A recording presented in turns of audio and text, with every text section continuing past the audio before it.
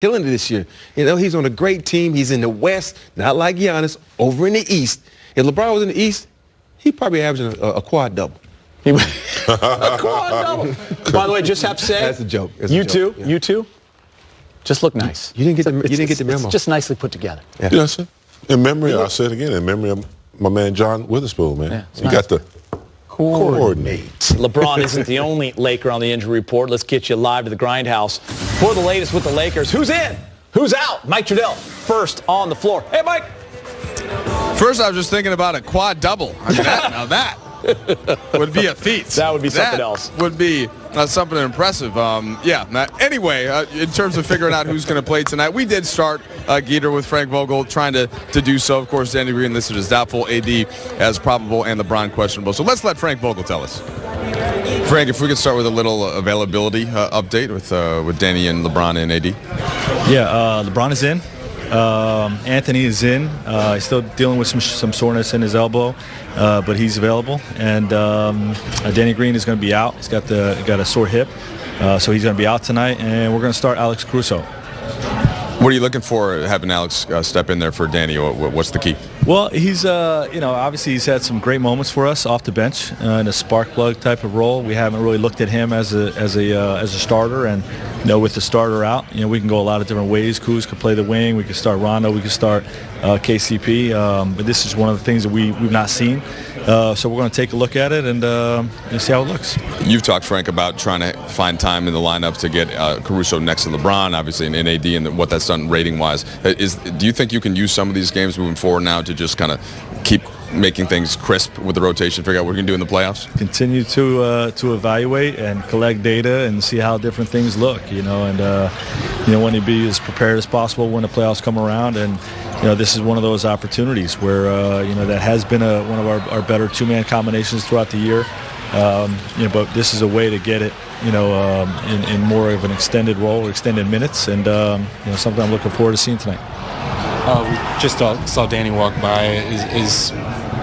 He has been out with hip soreness before. Is this a situation where he's going to kind of work it out to the side over here tonight and maybe see about tomorrow still? Or? Yeah, he's still a possibility for tomorrow. We're just going to take it.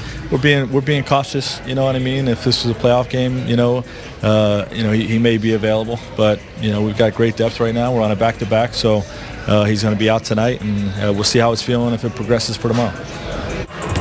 Okay, so I still can't wrap my head around a quad double, but I am a big fan of the quad five. Okay, and I do think that Alex Caruso is the type that could do something like that. You get the 5 steals, maybe 5 rebounds, maybe 5 assists, and like 10 points. So quad 5, big shot. Okay, that's what I'm looking for, and I'll see if I can tip Caruso off. Is he behind me? I'll try to find him and see if I can tip him off to that. Just say gig him, and I'll inspire him to go out and do that.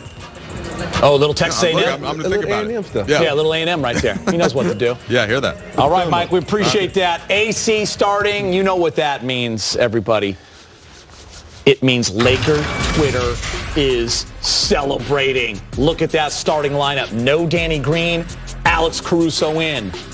Frank said it the other day. Caruso getting more minutes at the wing. He's going to join Avery Bradley, LeBron James, Anthony Davis, JaVale McGee. So he's being rewarded for how well he's played, Big Game James, especially with how well he's played with LeBron and AD. Yeah, they have one of the highest percentages in the league when they're on the floor together. And you're right, Geeter, he's earned it. He's a smart player.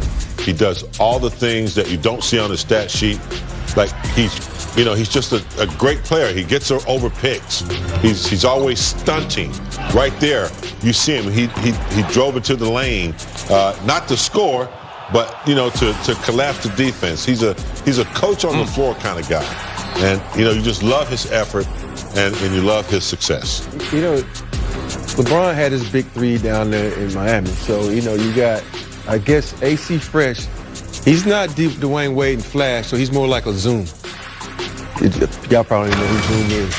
Zoom is like the opposite of Flash. So this is Zoom right here. So AC Fresh is the new Zoom. Let's talk about the Commodores. You going Marvel on it? Yes, I'm going Marvel on you. It's Zoom. Think about AC Fresh, though. He doesn't do anything to hurt you. Yeah. And as a basketball player, you respect that because he just plays basketball the right way. Rob, what about expectations for LeBron? I think with LeBron, we're going to monitor that. But watching him celebrate on the sideline, I think he's fine. Yeah. But LeBron. Do you expect that offense to keep going? I expect it because I think he can see the goal. He can see the end of the line. That's me having the best record in the NBA. And because people don't know this at home, but if you have the best record in the NBA, that's a bigger paycheck. Even though he don't need it, but it's good for people like AC Fresh and those guys that don't get a big payday. So I think with him, though, he wants to have the best record in the league because then that ensures him of two things: him able to either get MVP or A, to get Defensive Player of the Year. Because if you have the best record in basketball, you can ask for those accolades.